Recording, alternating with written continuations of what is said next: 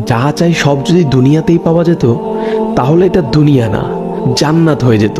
কিছু এলোমেলো ঝড়, কষ্টের দমকা হাওয়া, কিছু অপ্রাপ্তির ভিড় তোমায় কষ্ট দিবে, যন্ত্রণাগুলো পাহাড়ের মতো দেখবে, মাঝে মধ্যে বুকটা ভারী হয়ে আসবে।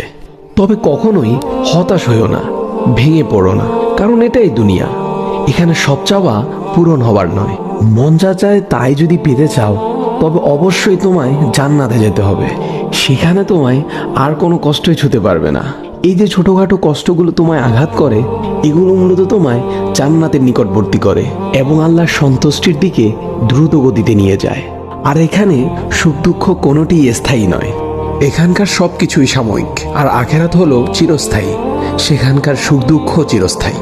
ক্ষণস্থায়ী কষ্টগুলোর ব্যাপারে অত চিন্তা করে কি লাভ?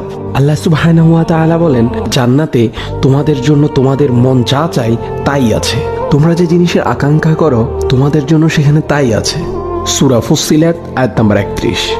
তাই স্বপ্নগুলো আখিরাতের জন্য বাঁচিয়ে রাখো। হতাশ হয়ে নিজেই নিজের উপর জুলুম করো না।